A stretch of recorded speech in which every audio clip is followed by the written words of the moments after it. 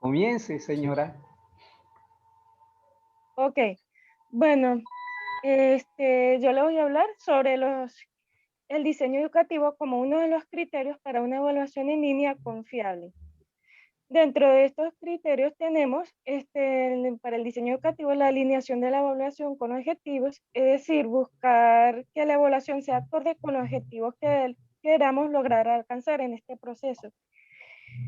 También tenemos lo que es una selección de los métodos de evaluación que va a depender de los objetivos que yo quiero alcanzar y qué métodos me son apropiados para realizar una determinada evaluación. Tenemos aquellos que son los apropiados con los resultados deseados, aquellos que permiten a los estudiantes resolver problemas y desarrollar planes. Hay materias que tienen que ver con problemas y le permiten a los estudiantes tener una mentalidad más amplia y desenvolverse mejor ante una situación de problema que se le puedan presentar también a nivel de lo que sería su carrera profesional en el campo laboral. También otros métodos que tenemos que seleccionar son aquellos que nos permitan hacer un pequeño de procedimientos y demostrar técnicas. Por lo menos hay carreras que son de tipo experimentales, se requiere grabar ese determinado procedimiento para que el estudiante comprenda y entienda, y de una u otra manera ver cómo demostrar la técnica, aunque ciertamente algunas de estas actividades se requiere también una parte que sea presencial. También están aquellas de gestión y desarrollo de sí mismo, que le permitan al gestionarse su tiempo, observarse, autoevaluarse.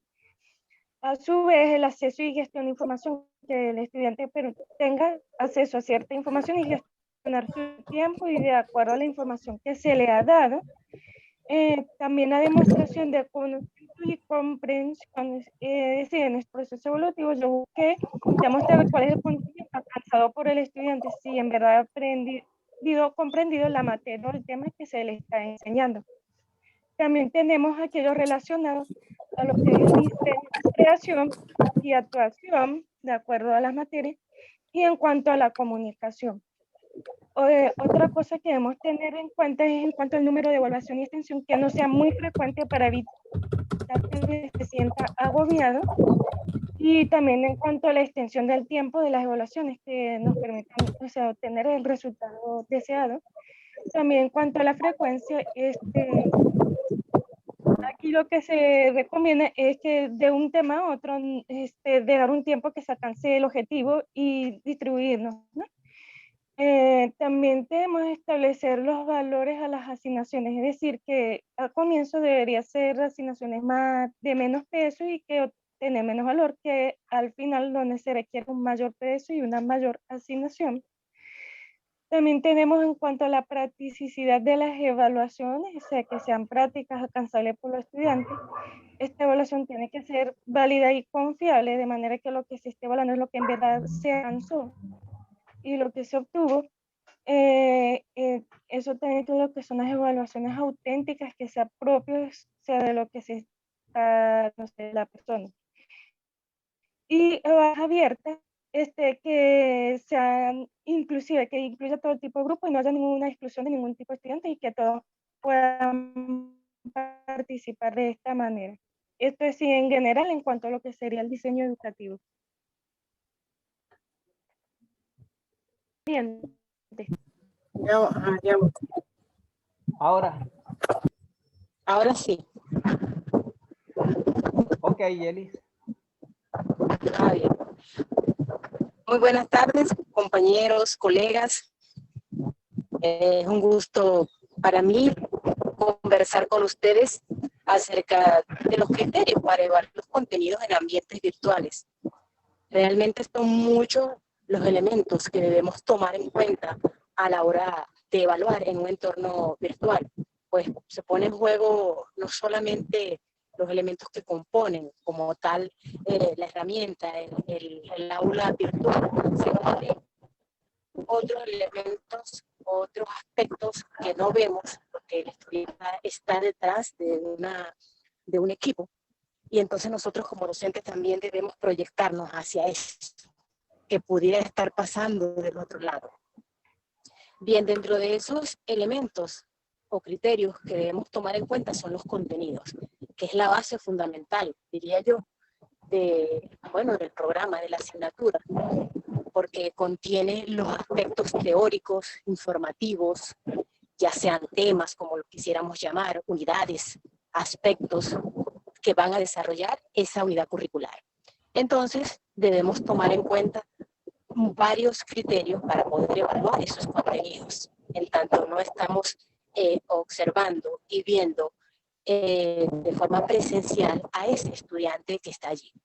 Entonces, tenemos que evaluar el contenido. ¿Qué vamos a hacer? Bueno, darnos cuenta de la actualidad de esa información que el estudiante está proyectando allí en esa evaluación. Que tendría que ver entonces, es actual esa información, de dónde la tomó, y nosotros como docentes también tendríamos que revisar las respuestas que él ha dado, ver si eso está actualizado, si es una información en la que pudo haber cambiado la fecha, el año, y allí nos vamos a lo que podríamos llamar plagio, que es uno de los factores negativos que está afectando desde hace bastante tiempo la educación, y es preocupante sobre todo a nivel universitario, que es donde nosotros nos manejamos. Otro de los criterios de evaluar es la pertinencia. Eso es adecuado para poder nosotros evaluar el contenido de esa materia. Está ajustado, se ajusta a lo que nosotros queremos, o necesitamos que el estudiante revise, lee, interprete, analice.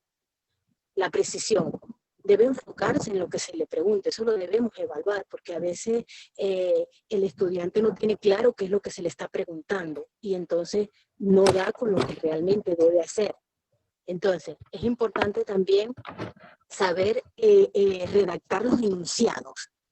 Esto ocurre mucho cuando el estudiante no tiene muy mucho o tiene dificultades para interpretar el enunciado que tú haces, que nosotros como docentes hacemos como pregunta o como opinión. Entonces, al estudiante no comprender esto, obviamente no podrá dar una respuesta acertada, adecuada, apropiada o pertinente o precisa, sobre todo en las ciencias duras o fuertes, por ejemplo, en la matemática, en la informática, en las fórmulas, donde tiene que darte una respuesta precisa.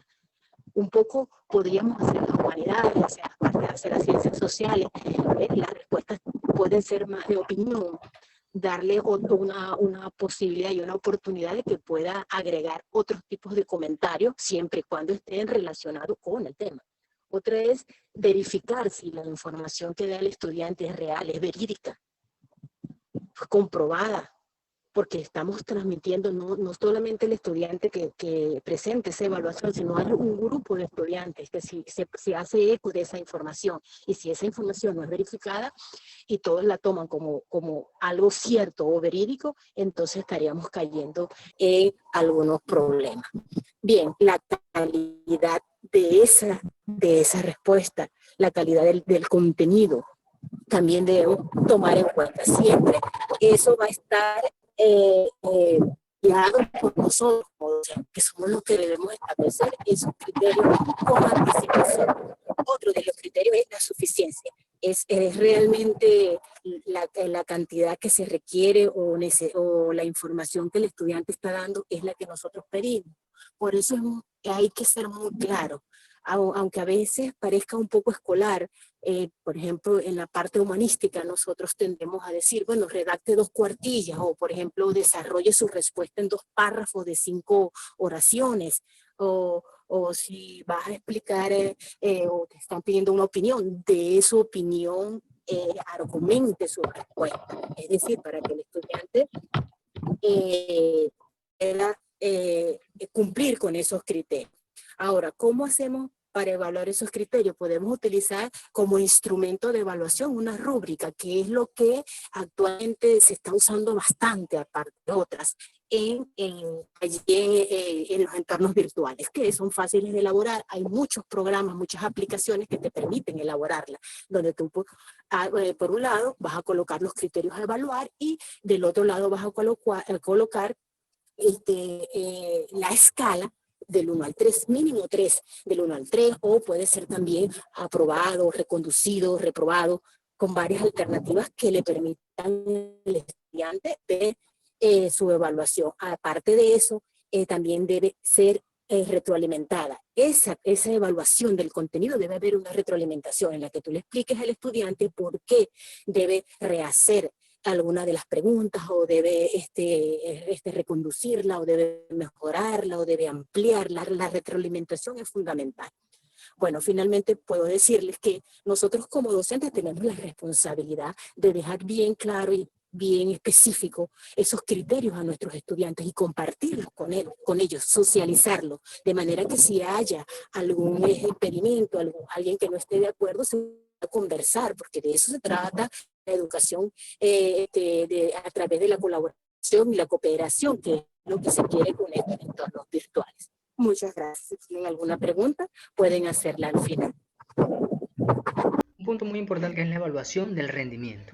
Esta evaluación del rendimiento tiene que ver con las múltiples herramientas que se utilizan hoy en día para hacer de esta evaluación algo confiable.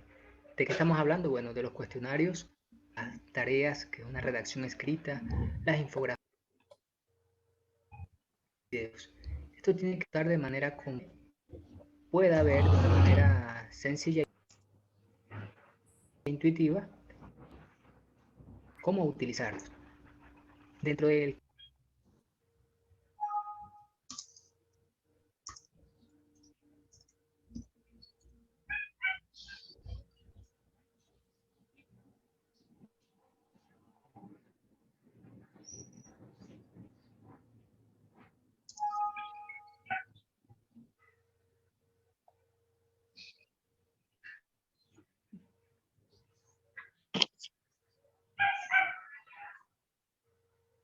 campo de esta confiabilidad y de este manejo de la evaluación, tiene que el docente tener un manejo fluido de las herramientas. El docente tiene que tener, y el estudiante también, un manejo fluido de las herramientas. No puede ser que un docente no sepa del Zoom, por ejemplo, y entonces tenga dificultades en el momento de hacer esa actividad con los estudiantes. También debe hacer un uso moderado de las herramientas, ya que si utilizamos, por ejemplo, una herramienta demasiadas veces en una unidad curricular, corremos el riesgo de no evaluar de una manera diversa y confiable. Por ejemplo, si usamos solo cuestionarios, ya estaríamos equivocadamente usando las herramientas. Debe haber una constante retroalimentación, otro de los aspectos, debe haber una constante. El docente tiene que evaluarse, evaluar las herramientas y evaluarse a sí mismo para que el nivel de optimización de lo que está haciendo en el ABA pueda seguir adelante, pueda surgir, mejorar.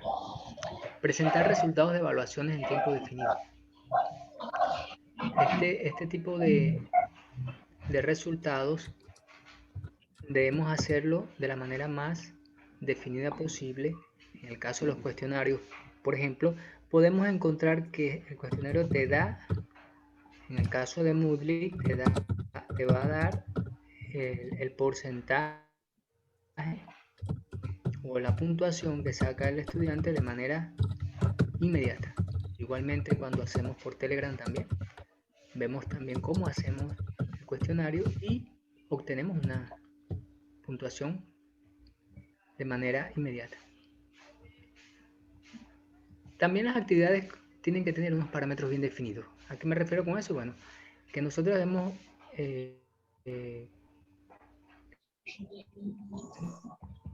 definir la hora, la fecha, las normas con que se va a hacer esa actividad,